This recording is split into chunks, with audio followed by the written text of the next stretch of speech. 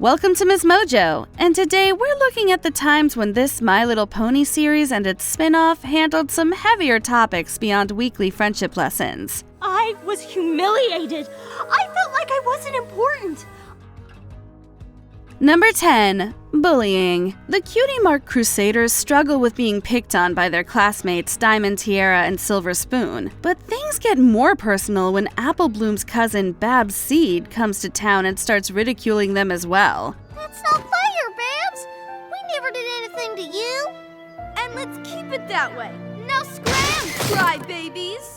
However, the issue isn't black and white. It turns out that Babs had bullies of her own back home, so she lashed out to avoid getting hurt. I didn't say nothing because I didn't want her to feel singled out, but there's been some bullies back in Manhattan just been teasing her to pieces for her blank flame. Fortunately, the four fillies make amends in the end. This episode really highlights the nuances of bullying from several angles. It's not as simple as being a bad apple. Great!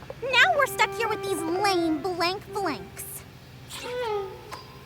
Hey, that's not how you talk to my friends! Number 9. Anxious thoughts. Twilight Sparkle is horrified when she realizes she hasn't sent a letter to her mentor, Princess Celestia, in over a week. I'm supposed to send Princess Celestia a letter every week telling her about a lesson I've learned about friendship. Not every other week, not every 10 days, every single week. Her panicking causes her to believe she'll be sent back to Magic Kindergarten if she doesn't finish her assignment. Her friends shrug off her concerns, and she eventually ends up causing chaos trying to find a friendship problem to solve.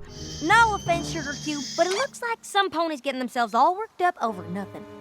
This is not nothing. This is everything.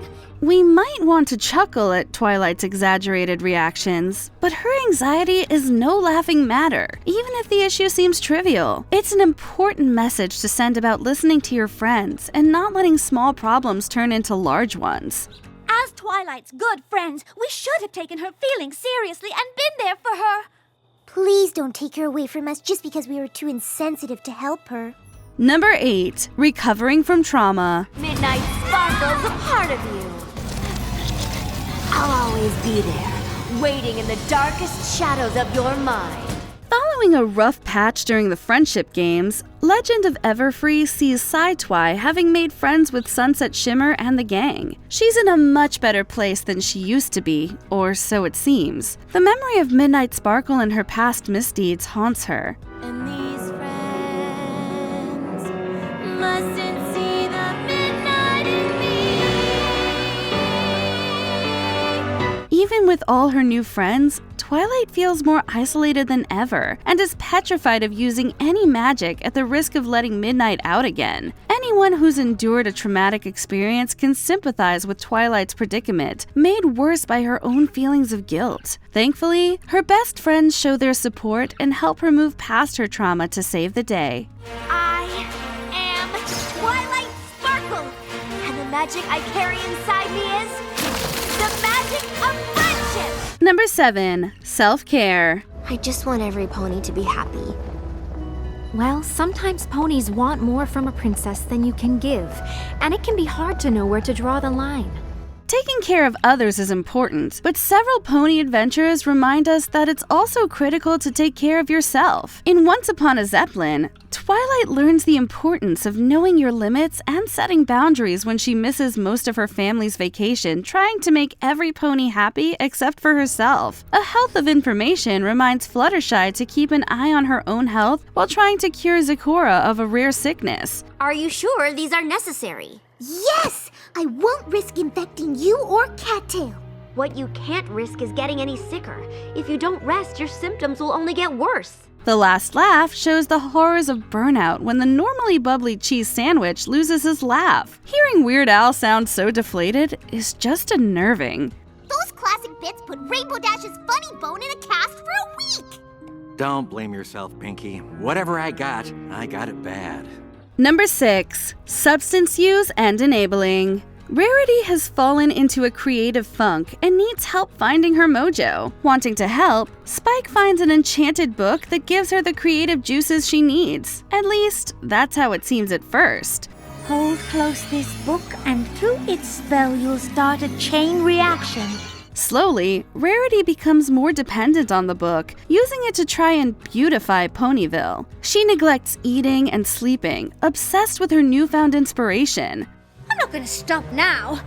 Why, I won't stop until every inch of Ponyville has benefited from my creative vision. Spike knows what she's doing is wrong, but he's too afraid to tell her to stop. The story parallels how people might struggle with substance use disorders, a serious topic for the show to tackle. However, it sends a valuable message about health and friendship. Dearest Spike, you should never be afraid to tell me the truth. We're friends, remember? Number 5. Remorse. You have all suffered so much because of me. You need only slumber while I hunt the Tantibus in your dreams.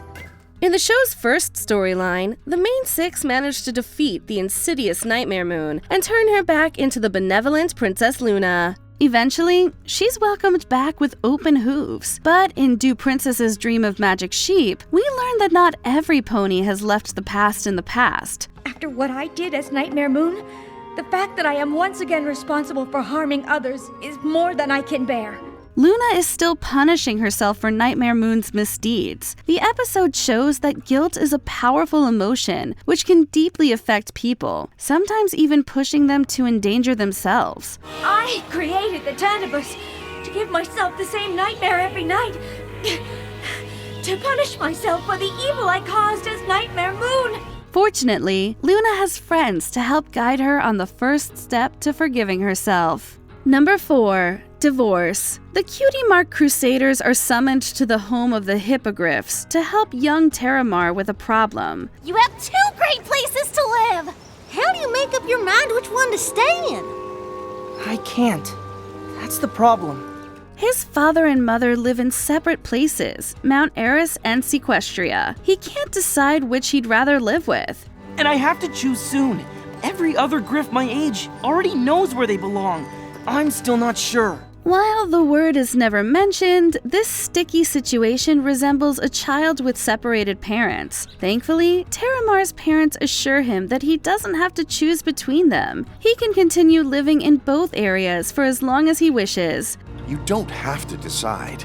You can keep doing what you've been doing, going back and forth. And enjoying both places. It's a magical twist on a tricky subject that many children have to confront. Number 3. Prejudice. Equestria may just be one of the most magical, harmonious places any pony could live. However, that doesn't mean it hasn't had its fair share of prejudice. During this frightful age, each of the 3 tribes, the Pegasi, the Unicorns, and the Earth Ponies, cared not for what befell the other tribes, but only for their own welfare.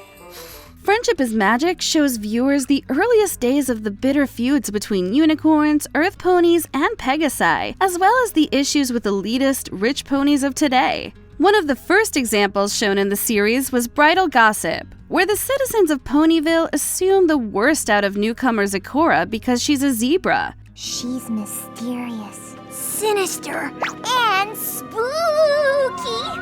Thankfully, the main 6 learn why you shouldn't judge a book by its cover. Unfortunately, bigotry doesn't magically go away so easily, as the nasty Chancellor Naysay demonstrates in Season 8. And how do you know these creatures won't take what they have learned here and use it against us? Friendship isn't just for ponies. It should be. Number 2. Disabilities. Scootaloo and the Cutie Mark Crusaders are elated to be auditioning for the job of flag carriers at the Equestria Games. As usual, Diamond Tiara and Silver Spoon try to bring their spirits down. They mock Scootaloo for her small wings and inability to fly. Miss Harshwini will never pick a Pegasus pony who can't fly to represent Ponyville in front of all of Equestria. The young Pegasus's confidence is shattered. She becomes convinced that she'll hold the Crusaders back because of her physical disability. What's gotten into you, Scootaloo? I didn't want to ruin their chance to win just because I couldn't fly. Thankfully, the Crusaders and her hero Rainbow Dash remind her that the true strength of their performance is their friendship. Scootaloo may not be able to fly, but she triumphs in the end.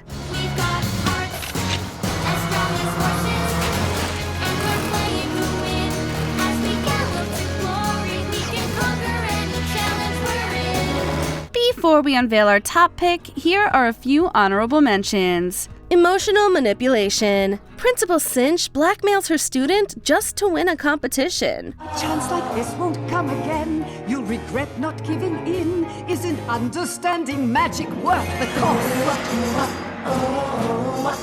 Performance anxiety. Anyone with severe stage fright can sympathize with Fluttershy's fears.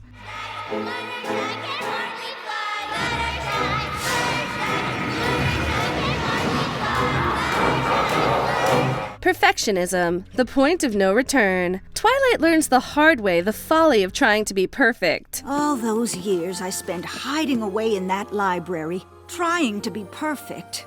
When your book never came in, I felt something exhilarating. What was it? Freedom. Property uprooting. Camp Everfree is at risk of being torn down by a rich businessman. It's been in our family for generations. You have to let the camp stay. Instead of turning it into a spa resort that will line my pockets with more money than this camp ever could? I don't think so. Adjusting to new families. Patton Oswalt guest stars in an episode inspired by his family. Oh, sweetheart, I know Quibble's trying too hard, but he doesn't want you to stop loving your dad. He just wants you to like him. And I think maybe there's enough room in your heart to do both. Before we continue, be sure to subscribe to our channel and ring the bell to get notified about our latest videos. You have the option to be notified for occasional videos or all of them. If you're on your phone, make sure you go into your settings and switch on notifications. Number 1. Loss and grief. Winter is coming, and Rainbow Dash is excited to spend it with her pet tortoise, Tank. However, Tank needs to go into hibernation, and Dash is distraught over this news.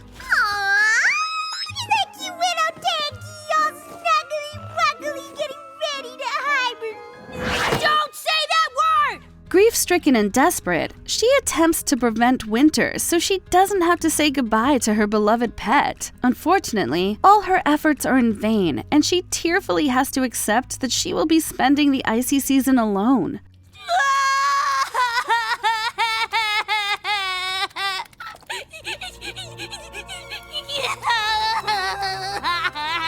Death and grieving are both heavy, difficult subjects to tackle gracefully in a kid's cartoon, and yet, Friendship is Magic approached the theme in a creative manner without having any character die. Oh, Tank, I'm sure gonna miss you.